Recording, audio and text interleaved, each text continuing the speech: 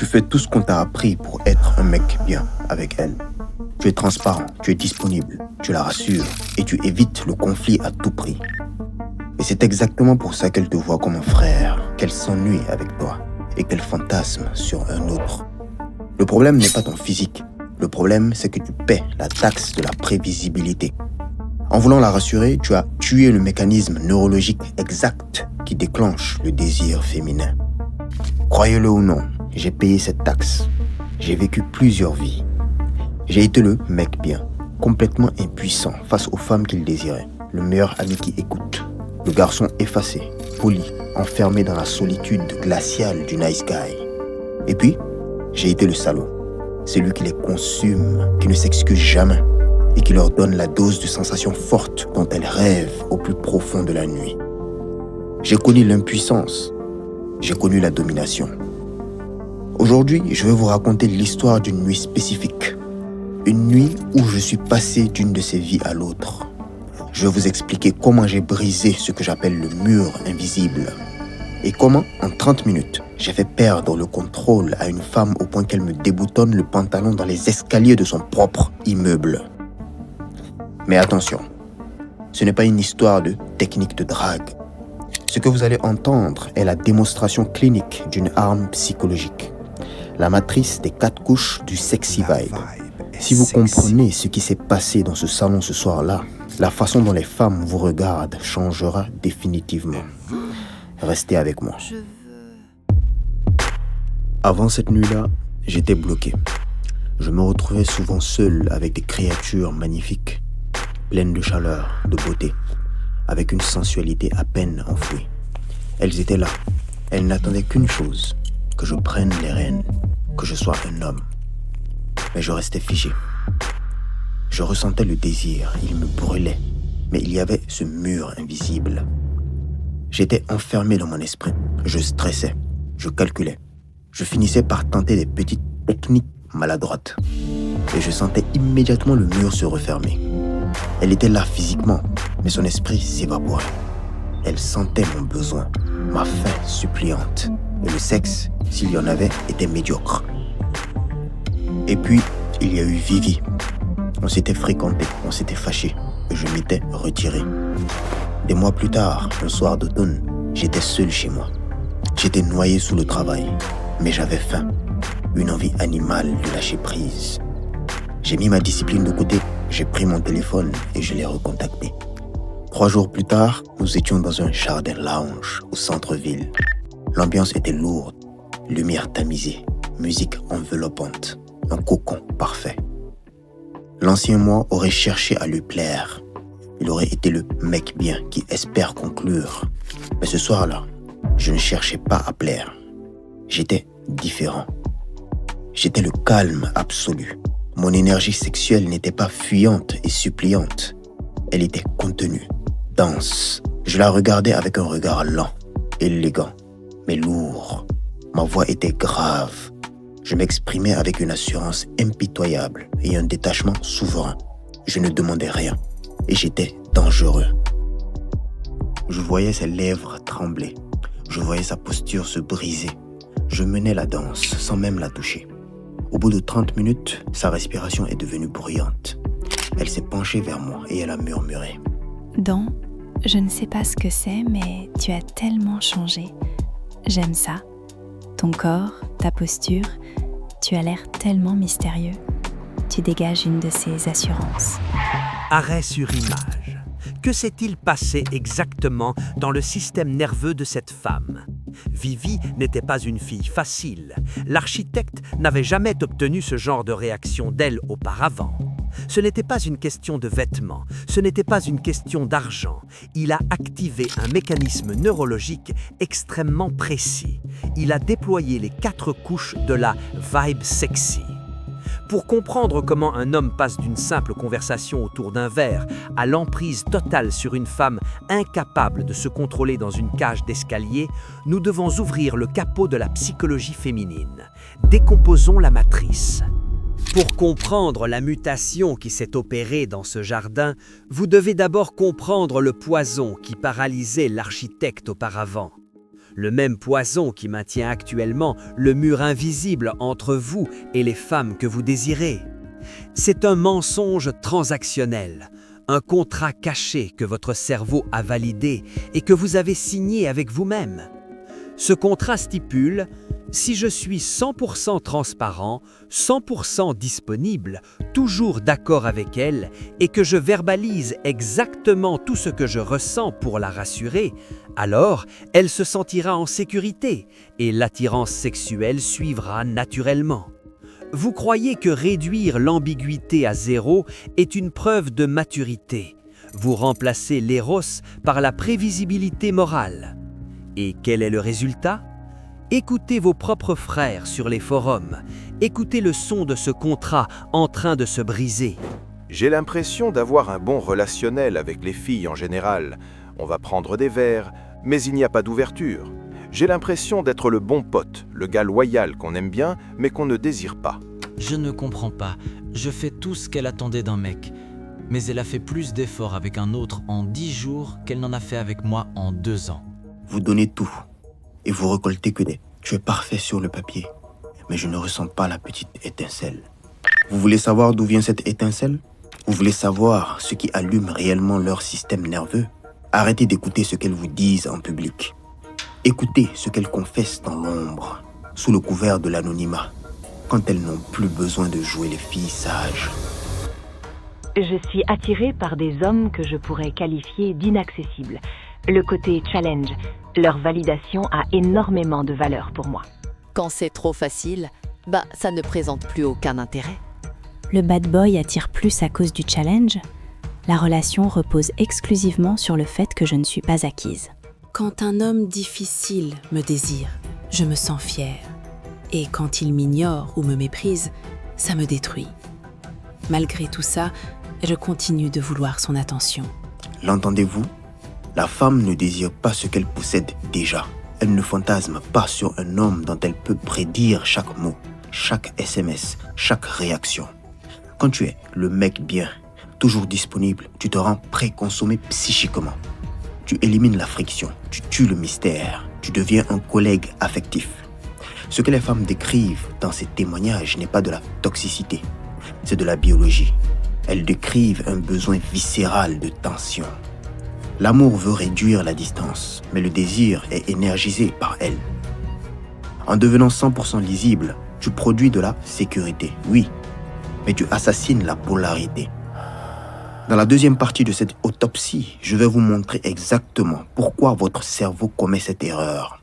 Nous allons plonger dans les neurosciences de l'addiction et je vais vous donner la formule mathématique du sexy vibe, l'erreur de prédiction de récompense. C'est là que le mec bien, le nice guy, meurt et que le souverain naît. Pourquoi ton cerveau masculin s'obstine-t-il à être transparent alors que ça ne marche jamais? Parce que tu transformes l'attirance en un problème rationnel. Ton cerveau archaïque fait l'équation suivante. Plus d'informations, plus de gentillesse, plus de preuves d'amour égale plus de sécurité égale plus de sexe. C'est faux. L'attirance n'est pas une preuve mathématique, c'est une dynamique de science, c'est une drogue. Et la chimie de cette drogue repose sur un concept neuroscientifique précis, le Reward Prediction Error, l'erreur de prédiction de récompense. Voici comment fonctionne le système dopaminergique humain. Ton cerveau ne produit pas de la dopamine, l'hormone du désir, de l'obsession, de l'anticipation, quand il obtient ce qu'il veut. Il produit un pic de dopamine quand il y a un décalage entre ce qu'il attendait et ce qu'il reçoit. Si tu lui envoies un SMS à la minute où elle t'écrit, si tu dis oui à toutes ses propositions, si elle sait avec 100% de certitude que tu es acquis, que se passe-t-il? La récompense est totalement prédite, le delta est de 0. Le signal dopaminergique s'éteint. Elle regarde son téléphone, elle voit ton nom et elle ressent le vide. L'incertitude est le seul carburant de l'obsession. L'attirance a besoin d'une erreur de calcul dans son cerveau pour survivre. C'est exactement ce changement de polarité qui s'est opéré dans ce jardin lounge avec Vivi. L'ancien moi lui aurait donné un RPE de 0. Le nouveau moi, le souverain, lui a offert un RPE qui a fait exploser ses compteurs. Ce que j'ai projeté ce soir-là n'était pas de la magie. C'était l'application clinique d'une architecture énergétique que j'appelle la matrice de la sexy vibe. Elle possède 4 couches. Laissons la couche de surface, l'apparence et la posture de côté pour l'instant. Parlons de la couche 2, la personnalité. Une personnalité sexy n'est pas le fait d'être bruyant, extraverti ou de faire le clown. C'est l'art d'appliquer ce que j'appelle la friction érotique. C'est l'art de la rendre incapable de prédire ton prochain mouvement. Voici les 3 armes tactiques de cette couche. Voici les 3 armes tactiques de cette couche. 1. Le cadre du prix. Assumed Attraction. Tu n'entres jamais dans une interaction pour prouver ta valeur. Tu y entres pour évaluer la sienne. Si elle te pose une question banale, tu ne réponds pas comme un candidat en entretien d'embauche. Tu la regardes avec un sourire en coin et tu retournes la charge. Pourquoi tu me demandes ça? Tu essaies de voir si j'ai les moyens de financer tes goûts de luxe? Tu viens de prendre une question logique et de la transformer en un test émotionnel. C'est toi le juge, c'est elle l'apprenti. 2. L'ambiguïté érotique. Plausible deniability. Ne déclare jamais tes intentions trop tôt. Agis de manière hautement sexuelle, mais sois verbalement insaisissable. Si elle te frôle par accident, ne fuis pas et ne saute pas sur l'occasion comme un mort de faim. Recule-toi lentement, regarde-la avec une fausse méfiance amusée et dis « Waouh, ça fait 5 minutes qu'on se parle et tu as déjà les mains baladeuses. » Doucement. Tu l'accuses, à tort, de te draguer. Ça crée une dissonance cognitive massive. Elle doit rire et se défendre. Tu viens de l'aspirer dans ton cadre. 3. Le push-pull, le vertige émotionnel. Tu ne lui donnes jamais 100% de ton énergie en continu. Tu valides, pull, puis tu disqualifies, push. Le pull. Tu sais, tu as un esprit étonnamment vif, tu te penches, le regard intense. Le push, c'est vraiment dommage que tes goûts musicaux soient aussi tragiques. Tu te recules, tu romps le contact visuel, l'air déçu. Tu élèves son ego, tu la mets en sécurité, puis tu la fais trébucher. Son cerveau devient accro à la nécessité de récupérer ta validation. C'est ça la vraie thermodynamique d'une conversation. Mais je te préviens tout de suite, tu peux apprendre ces lignes par cœur. Tu peux t'entraîner devant ton miroir. Si tu n'as pas la couche 3, le mindset, ta vibe va s'effondrer à la première tempête. Parce que le secret de la vraie présence noire ne se trouve pas dans les mots. Il se trouve dans le détachement. La 3e couche de la matrice, le mindset, est la plus dangereuse. C'est ici que les bons garçons échouent.